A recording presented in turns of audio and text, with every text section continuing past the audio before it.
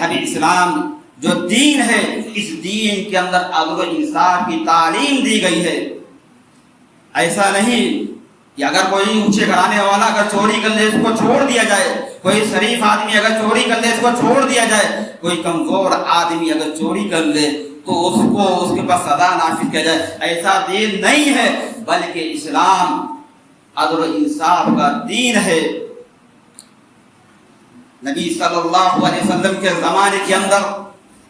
فاطمہ بنت اسود نام کی ایک خاتون جو قبیلہ بنو مخزوم سے تعلق رکھتی تھی، وہ چوری کے جرم میں پکڑی گئی۔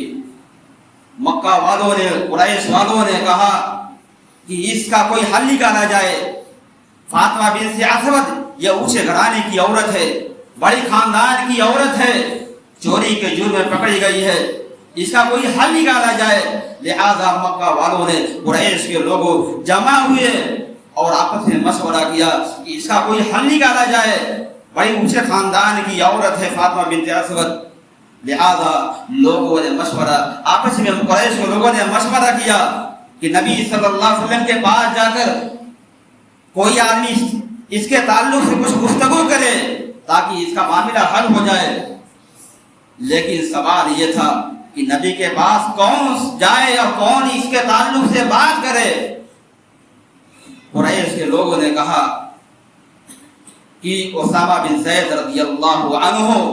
یہ نبی صلی اللہ علیہ وسلم کے سب سے زیادہ عزیز ہیں، پیارے ہیں، لہذا اسامہ بن زید سے کہا جائے وہ نبی صلی اللہ علیہ وسلم کے پاس جائے اور جا کر ذکر کرے کہ فاطمہ بنت اسود نے چوری کر لیا ہے، چوری کے جرم میں پکڑی گئی ہے، اس کے ساتھ کچھ دوسرا معاملہ کیا جائے، اس کو چھوڑ دیا جائے۔ میرے اسلامی بھائیوں،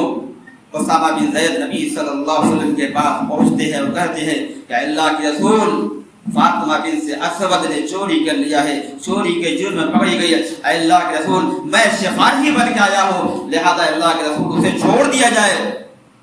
اس موقع پر نبی صلی اللہ علیہ وسلم نے کہا اے اسامہ اتشفع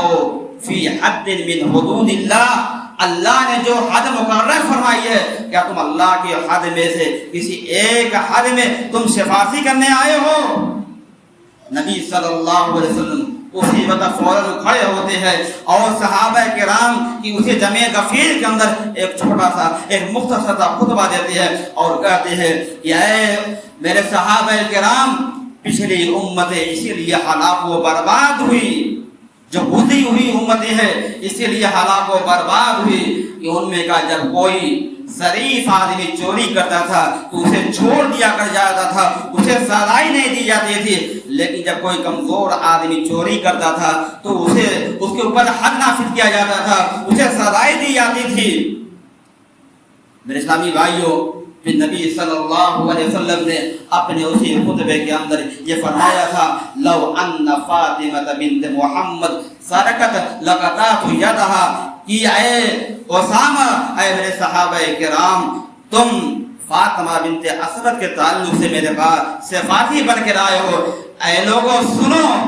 اگر میری بیٹی فاطمہ، میری لخت جگر فاطمہ بنت محمد اگر چوری کے جرم میں پکڑی جاتی لقطعت یدها، محمد کا یہ فیصلہ ہے، اللہ رب العالمین کا یہ فیصلہ ہے کہ محمد بھی اپنی لخت جگر کی اپنے لخت جگر اپنی لاڈلی بیٹی فاطمہ کا ہاتھ بھی کاٹ ڈالتا۔